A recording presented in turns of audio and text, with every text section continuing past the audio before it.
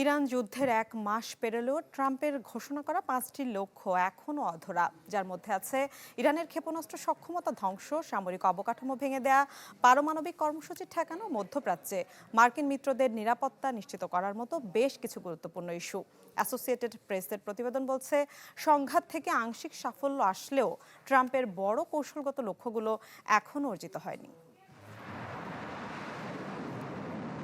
Iran যুদ্ধ 1 মাস গড়ালেও এখনো পূর্ণ উদ্দেশ্য অর্জনে ব্যর্থ পেন্টাগন। হামলা পাল্টা হামলার মারপ্যাচে আংশিক সাফল্য আসলেও ট্রাম্পের বড় কৌশলগত লক্ষ্য এখনো অধরা। Not through cable news. 28 ফেব্রুয়ারি যুদ্ধ শুরুর পর থেকে বেশ কিছু লক্ষ্য নিয়ে ইরান অভিযানে নামে মার্কিন সেনারা। সময়ের সাথে সাথে আসে পরিবর্তন। সবশেষ গেল সপ্তাহে 5টি লক্ষ্যের কথা জানায় মার্কিন প্রেসিডেন্ট, যার মধ্যে আছে ইরানের ক্ষেপণাস্ত্র সক্ষমতা ধ্বংস, সামরিক অবকাঠামো ভেঙে দেয়া, পারমাণবিক কর্মসূচি ঠেকানো এবং মধ্যপ্রাচ্যে মার্কিন মিত্রদের নিরাপত্তা নিশ্চিত করা। তবে অ্যাসোসিয়েটেড প্রেসের প্রতিবেদন বলছে, যুক্তরাষ্ট্রের প্রধান লক্ষ্য ইরানের ক্ষেপণাস্ত্র সক্ষমতা সম্পূর্ণভাবে গুঁড়িয়ে দিতে পারেনি মার্কিন বাহিনী। যদিও ট্রাম্প প্রশাসনের দাবি, তেহরানের প্রায় 90% ক্ষেপণাস্ত্র ও লঞ্চার ধ্বংস করা হয়েছে। ডিজাইন, এলিগেন্স, বিউটি, সেরা পণ্য সবার জন্য। জেভিকো।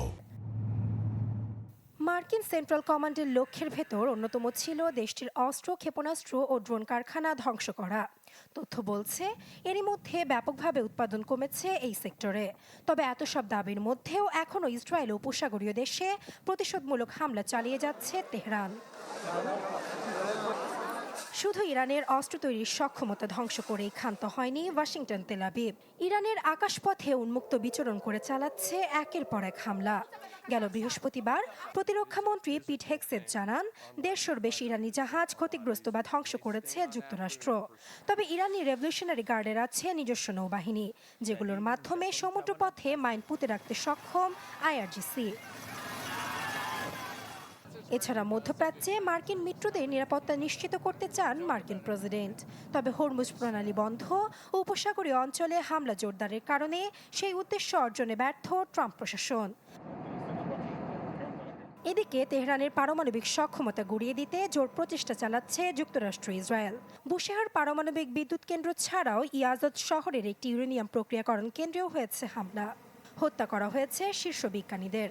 এমন অবস্থায় ইরানের কাছে থাকা কথিত সমৃদ্ধ ইউরেনিয়াম জব্দে প্রয়োজন হবে একটি চুক্তি।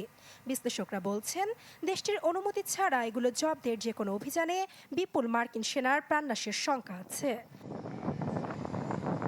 নাসরিন আক্তার, চ্যানেল 24।